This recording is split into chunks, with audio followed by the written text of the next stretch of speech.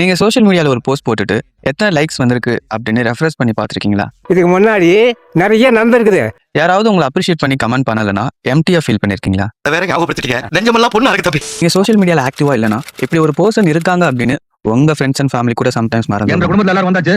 சீக்கிரம் எந்த situation today social media கல்ச்சர்ல வேகமா வளர்ந்துட்டு வர ஒரு டேஞ்சரஸான ஹேபிட் பத்தி தான் நம்ம இந்த வீடியோல பார்க்க போறோம். அது என்னன்னா வேலிடேஷன் சீக்கிங். எனக்கு தெரியும்.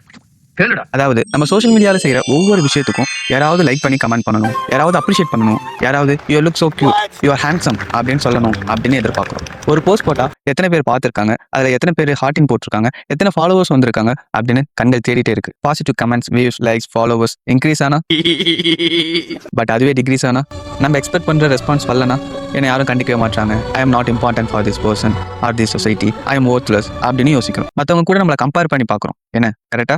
அவ்வளோ ஏன் வாட்ஸ்அப்ல ஒரு ஸ்டேட்டஸ் போட்டா கூட அதை எத்தனை பேர் பார்த்துருக்காங்க, எத்தனை பேர் லைக் பண்ணிருக்காங்க அப்படின்னு ஸ்க்ரோல் பண்ணி பார்க்கலன்னா நமக்கு தூக்கமே வராது. அப்புறம் என்ன டொபமைன் அடிக்ஷன் தான். அது என்ன டொபமைன் அடிக்ஷன் அப்படின்னு தானே யோசிக்கிறீங்க. இது என்ன பண்ணும்னா அகைன் அண்ட் அகைன் ஃபோனை செக் பண்ணணும் அப்படிங்கிற ஒரு வித அர்ஜென்சியை கிரியேட் பண்ணும்.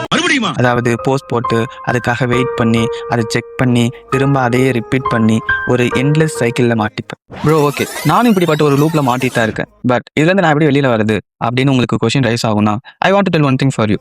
First, you respect your self. மற்றவங்க உங்களுக்கு லைக் போட்டாலும் போடலைனாலும், உங்களை ரெஸ்பெக்ட் பண்ணாலும் பண்ணலைனாலும், ஃபர்ஸ்ட் நீங்கள் உங்களை ரெஸ்பெக்ட் பண்ண கற்றுக்கோங்க. நீங்கள் செய்கிற ஒவ்வொரு முயற்சிகளுக்குமே நீங்கள் உங்களை அப்ரிஷியேட் பண்ண கற்றுக்கோங்க.